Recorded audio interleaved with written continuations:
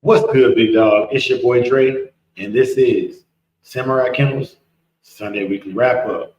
Today we're going to be talking about Them old yeller dogs. the puppy selection process. Stay tuned and enjoy the show. Okay, let's go.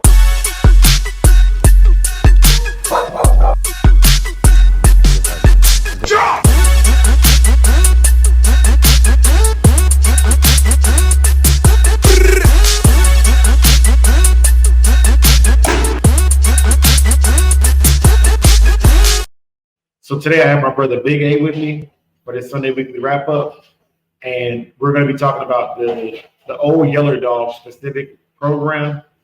Big A is 50% of the actual old yeller side of the program. We got the Samurai Kennel, the Shogun Brotherhood, but as far as the actual old yeller line, we have a specific direction we're going in, and we wanted to talk about our puppy selection process and kind of help people who are really thinking about getting involved in our program and our process to understand that process. When it comes to a puppy selection process, it starts with the lineage, the parents and grandparents and so on and so forth. What are you looking for when you looking for a dog to further the breed from the parent side?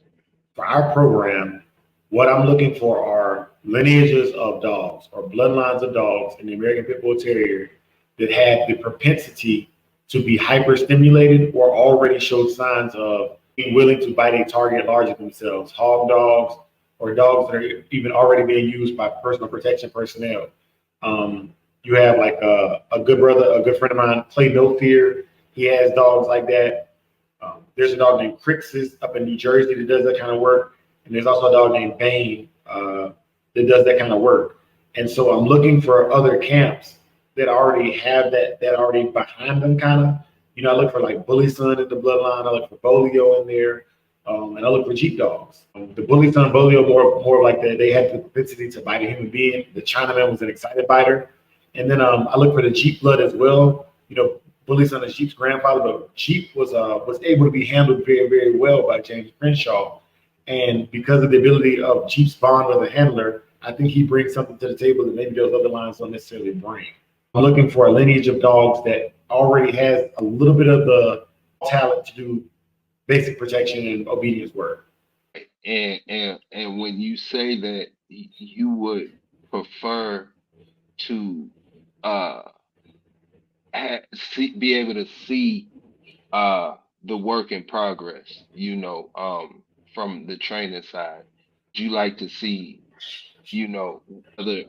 another trainer who's into pits, like to see, somebody who's already got their foot in the game when it comes to training dogs, preferably, right? Yeah. So who you and I talk about is the Lord of War, right? And in the Lord of War, the guy, they want to see the product, or they want to see a demonstration of the product before they purchase it. Most weapons manufacturers, most martial artists are going to have to do some kind of competition or demonstration of what it is they're professing that their product or their skill set or their training to do. I don't think too many people would buy a car that they hadn't seen already driving. And I look at adding something to our program the same way. There are a lot of great dogs, and they can be used for a lot of great and different reasons. But with our overarching goal being a very, very stable dog that can do basic obedience and can even protect its owner on command, I'm looking to see that person can bring about those drives in their dogs. Because if you're giving me an assessment of that dog, I want to ensure that you know what you're talking about. That's like me. I haven't done hog hunting ever before with a dog, right? So if I was trying to sell hog dogs, it would be purely speculative at best, based upon other skills my dogs show. But when it talks about obedience, I can show you what the parents, grandparents, and even the dogs that I currently have are doing as a indicator that these are traits that my dogs are passing from generation to generation. So as far as somebody trying to add something to my program, I want to see from that program if it's even or do they have any evidence that their dogs are even willing to do the work? When it comes to the puppy picking process, how do you go about that, and what are you looking for? That's that's a twofold question. If I was Okay. getting a puppy from another breeder, as Hmm. a breeder, I would trust the breeder. When I went to get Bacardi, I told THK what I wanted in a dog. I said, hey man, I do basic obedience, basic protection. And I showed him me working with my Malinois um, for the kind of work I was doing. That Hmm. allowed the breeder to do their job and say, hey man, like this puppy out of my specific litter is probably best suited for what it is that you're trying to accomplish, right? Now, Okay. that's if I'm getting it from another breeder. If I'm getting it from home, I would believe that within the first 90 days, I would just do an observation period of the puppies and look for things like which puppies show prey drive, which puppies start to take to like basic training first, like, if I'm teaching this to sit, which puppies are getting it the fastest. And then I look for a balance between who's getting it the fastest with who also has a moderate to high level prey drive that will also do the energetic and the biting side of the obedience work. And I'm glad you got to that point because on the flip side, um, if that's what you're looking for when you breed and you have a litter of pups, and you begin your culling process, uh, how do you go about doing that when you have dogs that are too aggressive or too over or too too active or don't have or too calm? How do you go about that? Well, I would say that's where it comes to being a responsible breed ambassador. Okay, being a responsible breed ambassador is understanding how to place dogs efficiently and with good efficacy. So if I see a dog that is not pet quality, it is guard dog or even a hunting quality dogs, the drive could be realistically is it not could be is too high for a pet owner or a first time dog owner. So it's my responsibility to look at the situation for the dog and the client as opposed to looking at the money, right? Um, in a recent litter I had a puppy that literally would bite me through the cage. That dog could only go to a responsible dog trainer. And typically, even with that dog trainer, they had a family. I wouldn't advise that type of puppy to even go to a family dog. This is a one person kind of dog. Understanding that you have to know your animals, and that's why I want to double back to what we were just talking about. Getting for me, it'd be really hard to get a dog from someone who doesn't train dogs, and for them to be a, hey, this dog would be great for your program. How do you know that? Like what evaluation tools are you using to give me that information? So what I'm evaluating is the fact that I've worked with Malinois, Prestons, Connie Corsos, Rottweilers, and Shepherds, Dutch Shepherds and German Shepherds. I'm evaluating the dog not just on a pit bull level, but across the board, how this dog matches up with other breeds that do the same work in that same age range. The aptitude Yeah, and the attitude of that animal. yeah, and we were having a conversation earlier, and you had spoke about uh, making sure that the main goal is to make sure that the dogs that are kept are easy. Get up there. Get up there. Sit down. Chill out.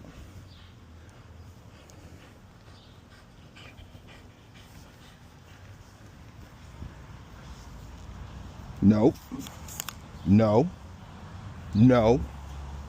Let's go.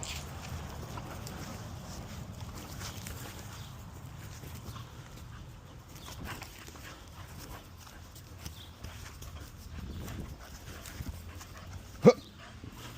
Come on. Come on. Let's go.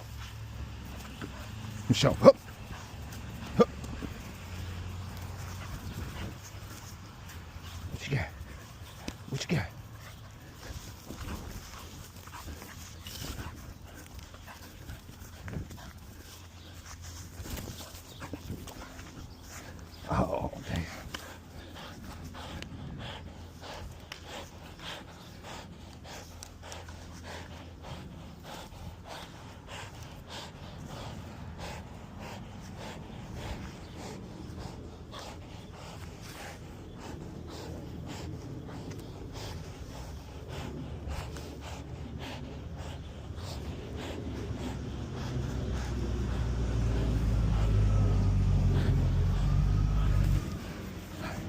Shake him.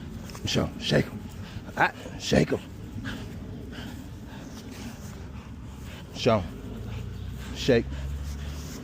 Shake. Nope.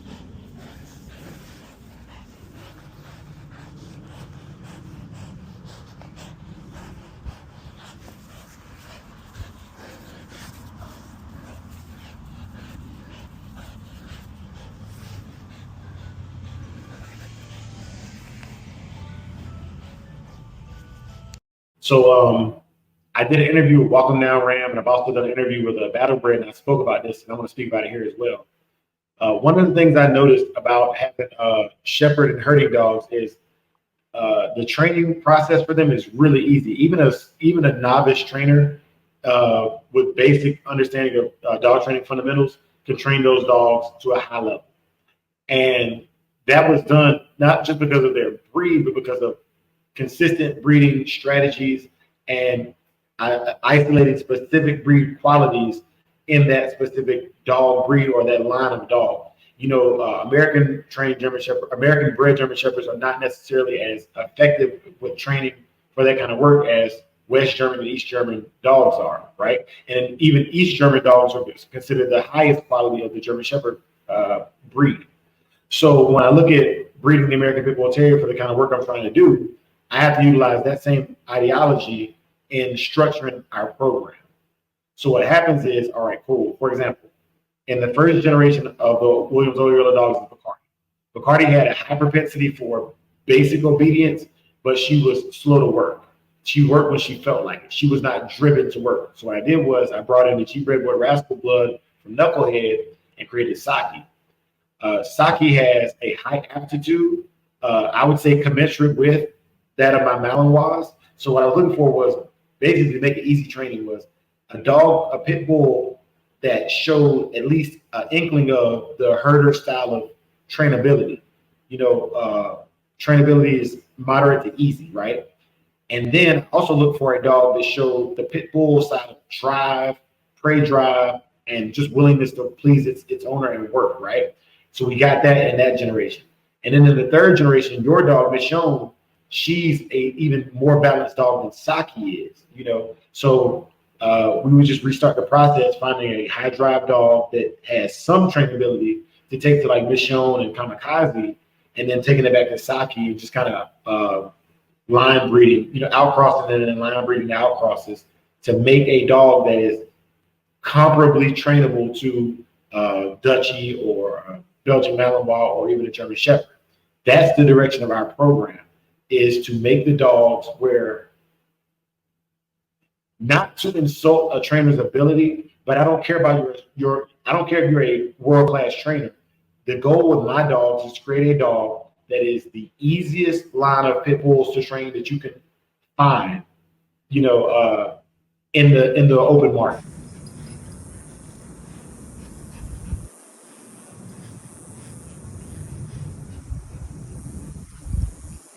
Sit.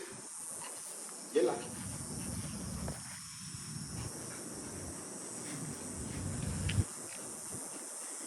Sit.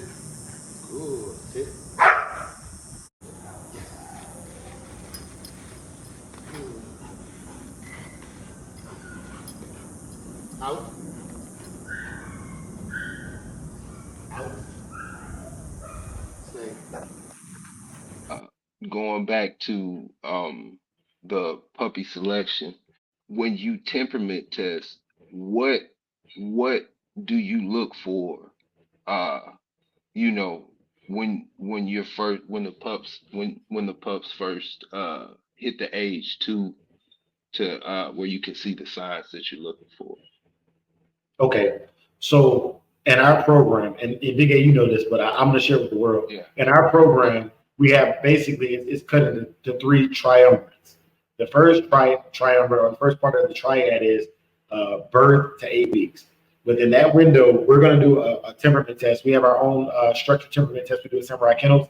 There are 10 scenarios we put the dogs in, and in each scenario, we grade them 1 through 6. I'm thinking about changing that scale to 1 through 10 to kind of give a more specific scoring. 1 through 6 is very, very vivid. I want to open that up a little bit. But anyways, so At 42 days, the dog's mind is still in the developmental stage, which means that you can actually begin to epigenetically change behavior. You can actually epigenetically change behaviors in that developmental stage, that first 42 days, right? And so what we're looking for in that temperament test is we want to take the dog to a neutral person. That means somebody that the puppies have never seen before to do the test. We run it through these 10 different tests and we score them. Okay. On the high end of the spectrum is a 6. On the low end of the spectrum is a 1. A 1 is a dog that shows very, very submissive tendencies. It cowers. It runs away from strangers. It runs away from strange noises. It runs away from strange objects. It doesn't show a lot of prey drive. A 6 is a dog that pretty much runs up to a stranger and starts licking them or biting them. It's very, very engaging. When it sees strange objects, it wants to put its nose on the object. It wants to get close. It wants to investigate. That's a 6. And then anything on that scale in between there, is typically somewhere either, a 2 is not much more aggressive than a 1. And then what I'm looking for is between a 3 and a 4.5. All right. And that's a dog that will come to a stranger and allow the stranger to pet it, but it still has a little bit of aloofness or a little bit of weariness. It's curious about the stranger. It's not going to just go up to anybody and lick them. That's not what I'm looking for. It's not going to just go up to anybody and bite them. We're looking for a balanced dog in those first 42 days, right?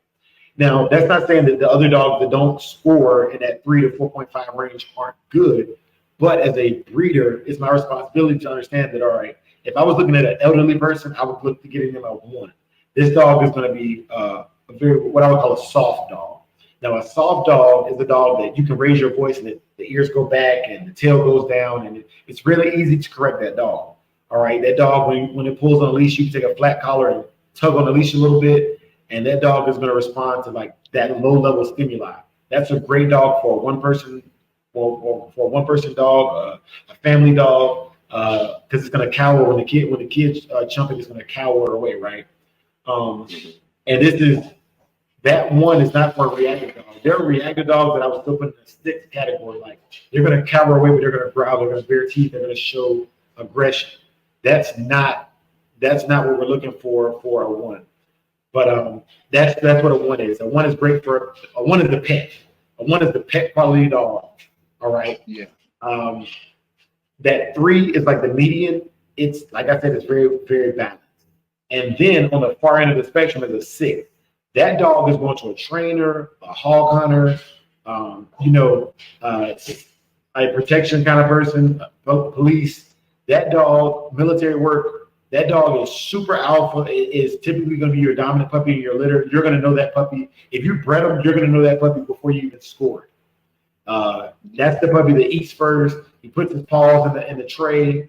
He starts showing animal aggression first to the other puppies. He is the pack leader for the puppies, right?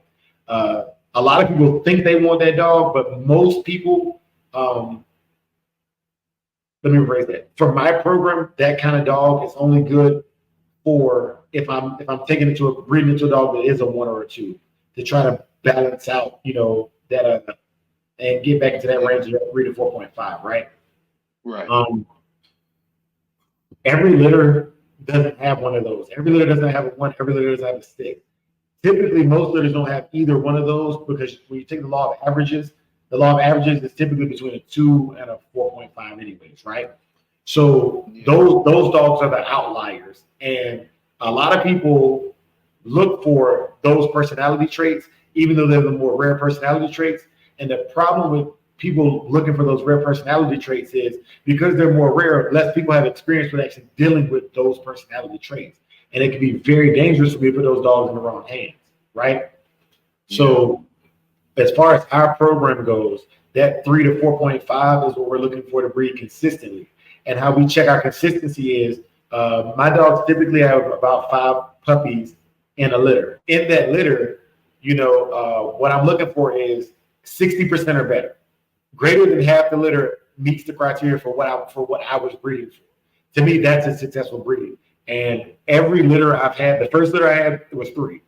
3 puppies of a Bacardi to Knucklehead were between a 3 and a 4.5. One of them, what I would say was like more of a 2.5.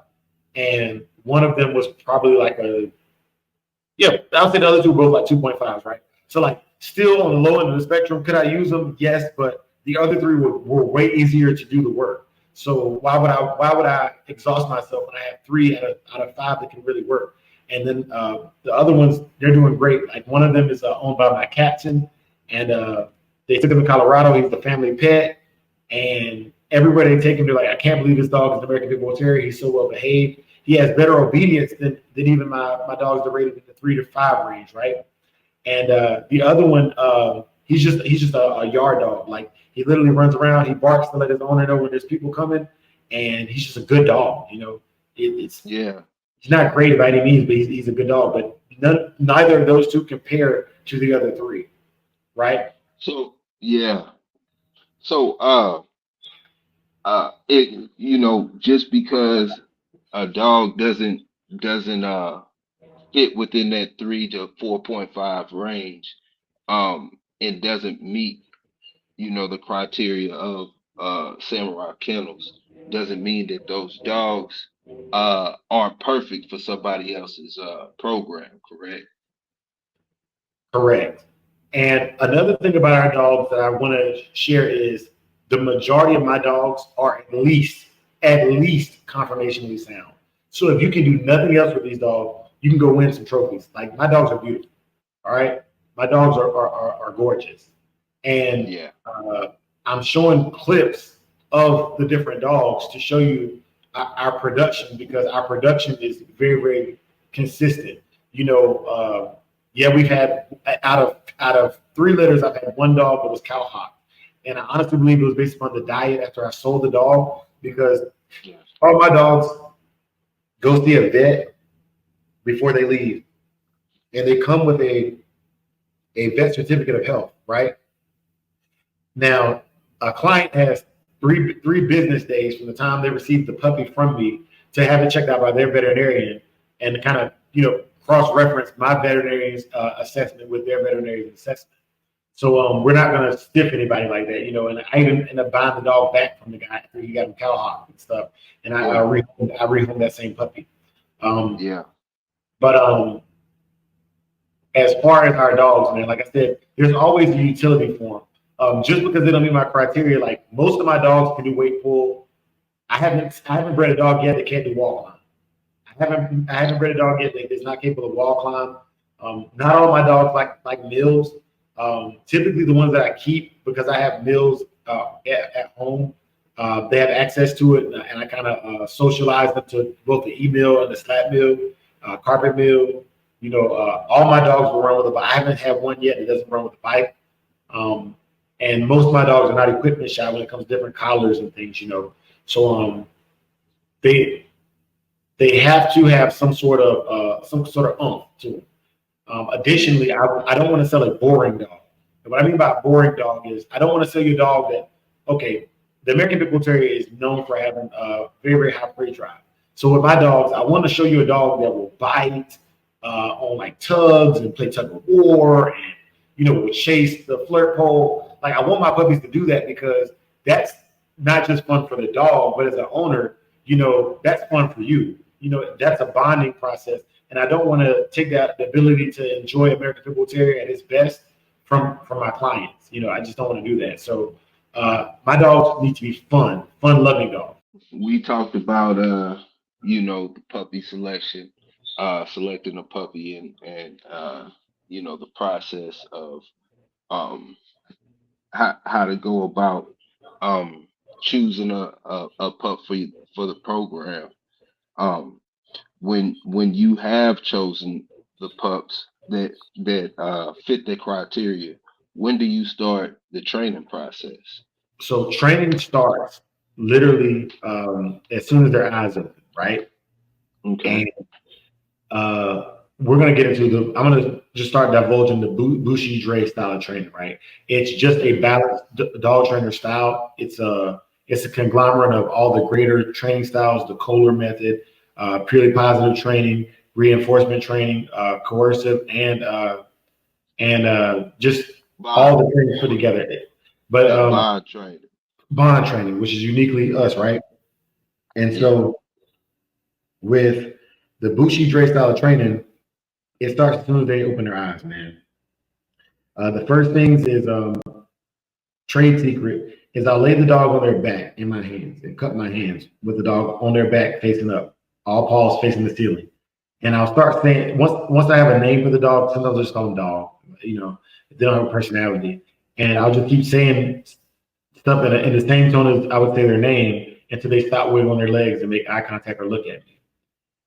What that's doing is that's teaching them that as soon as you respond to me saying words to you, then I'll put you back down on all fours and you can go play again, right? I'm reinforcing the behavior of the dog, understanding that when I speak, I want you to stop moving and listen. Okay. Yeah. This is just basic, very, very basic indoctrination into my pack structure. You know, the mother wolf would hold them down by the back of their neck. You know, the mother dog would hold them down or would knock them over to get their attention. And I'm basically just embodying how they already learned. All right. So training starts the minute they can see me. I like to say something. Yeah, and also when I got Michonne, you had did a short where you were talking to the puppies. You were, hey puppy, you know.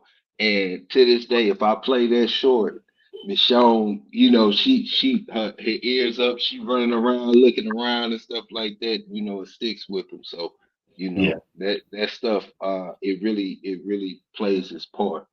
You know. Hey, you never told me that, man. That's dope. Well, yeah, I always do that, you know. So just like for example, how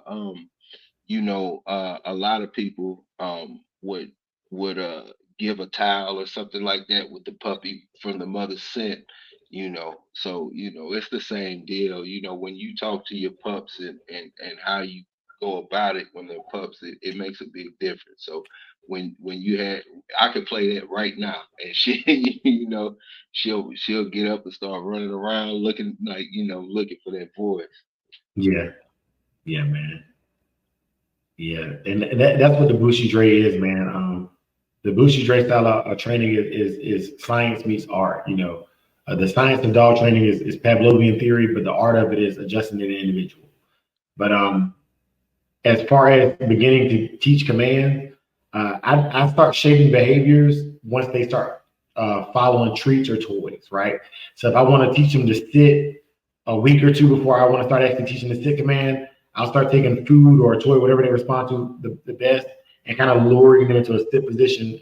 And then as soon as they sit down, praising it, good job, yeah, puppy, all that stuff, man, And what I'm doing is I'm getting them to realize that there are certain movements they can do with their bodies that make me react, And the same thing is done later on for bite work or even getting them to bark on command.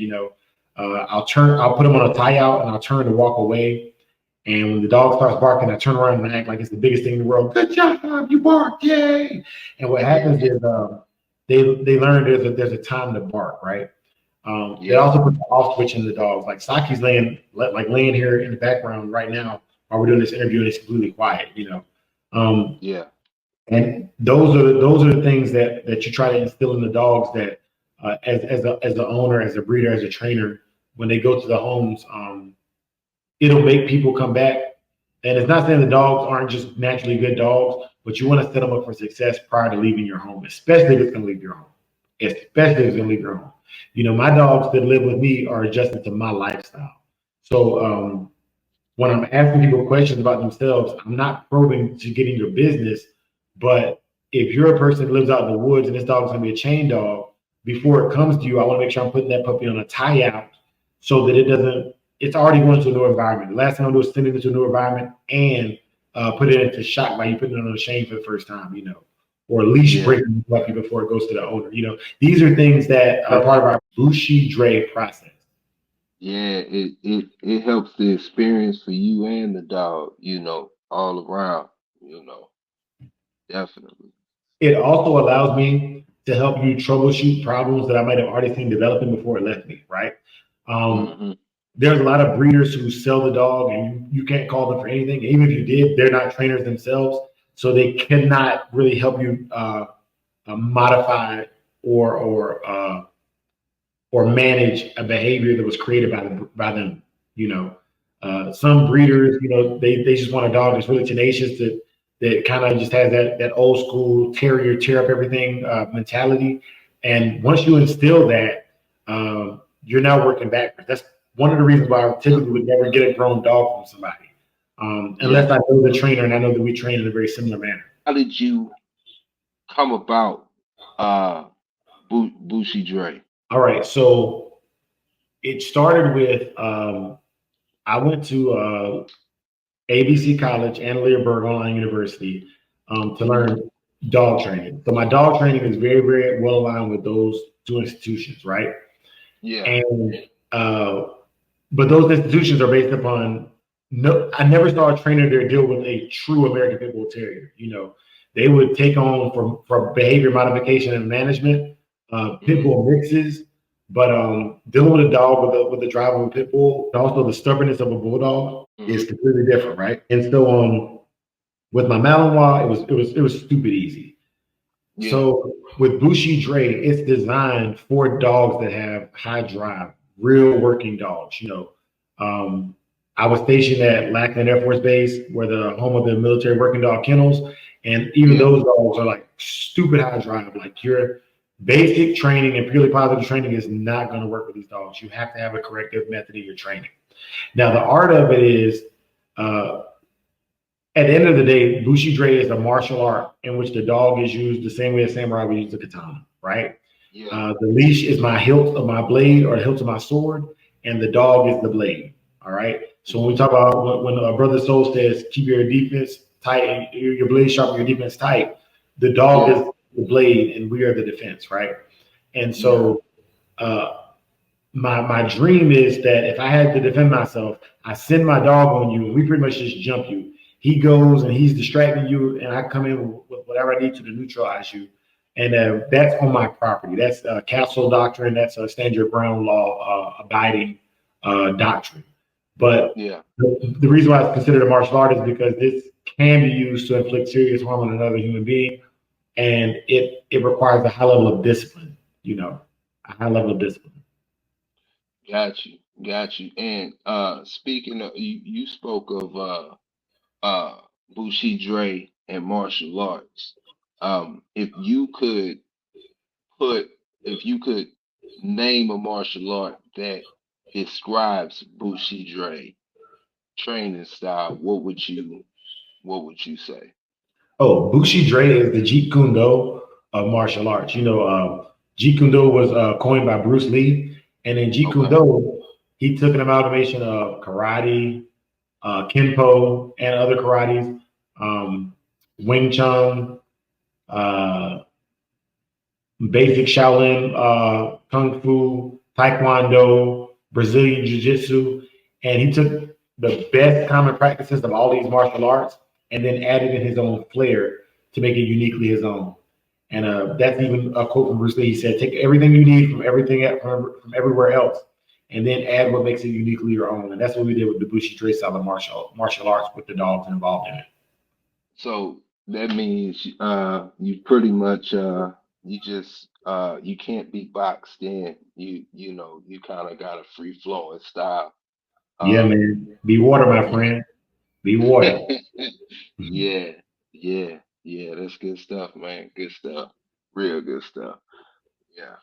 So moving forward, with the Bushi Dre style of training, we talked about you know, the temperament that you wanted out of these dogs. Is there anything that you see adding in to the old Yeller line to improve it in the future? It depends on the accolades I'm able to attain with this generation, the second, third, and fourth generations of the old Yeller line, right? As of right now, all of the dogs have adequate biting ability to do biting sports. They have adequate behavioral modification ability to be trained in basic obedience: sit down, recall, healing, and stay. Right. Okay. Um, Yeah. they're balanced. They can be walked in public locations, and they can remain calm around other animals, or they can be destructive and destroy cages and kill animals and hurt people. But it's all when I request it to be released. So if I was adding something to the program, it would be for physicality. Maybe bigger dogs, Size. size. Yeah, Yeah. Yes. Size, maybe bone density, or something along those lines. I got you. yeah. Okay. Yeah. Yeah. Yeah. Anything else you want to touch on? Nah, man. I would just say that if anybody has questions about Bushi Dre training or anything like that, Hmm. get with us. I'm working on a program now to kind of attack the more of the training side of things, anyways. But for our program, uh, we're pretty self-contained. Uh, between my brothers and I, we have enough different strands between just us that probably the next 5 or 6 breedings that I do will be in house, because we're still developing our strand, and we want to make sure that before we start crossing, we know what is unique to our line of dogs, to the point where, okay, when you think red boy, you think game. When you think Eli, you think some game, but mostly mouth. When you think bully, you think smart and durable. When When you you think think G, samurai, you think supreme balance. yes, yes. What I see in the old yellow line of dogs that's unique is their their persona, right? My dogs literally have my persona, or the persona of people like me. My dogs want no trouble and no smoke from anywhere. But when they are put in a situation where they have to smoke it out, they are nuclear. They and are very, very nuclear animals. They won't start it, but they will finish it to the best of their ability. And if they can't finish it, then they will die trying. got you, got you. And you see, and this is something that you um know from the previous litters, Yeah. the previous generations. All right, y'all. We come to the part of the show where we're done talking about dogs, and we're going to just talk about the Bushido code and make sure that we cover all 8 uh, edicts of the Bushido code. This week, we're going to talk about respect, and that respect is both self-respect and mutual respect amongst others. While I'm sitting here talking about my dogs and big up at my dogs, this is not to tear down any other program, because I respect what you're doing. As long as what you're doing makes you genuinely happy, you'll never be offended by what another program is doing. It doesn't matter. Because at the end of the day, you're trying to build the best version of yourself and the best program you can possibly build for your yard.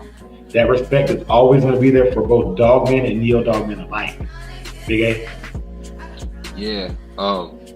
You know, uh, respect is something that's earned. You know,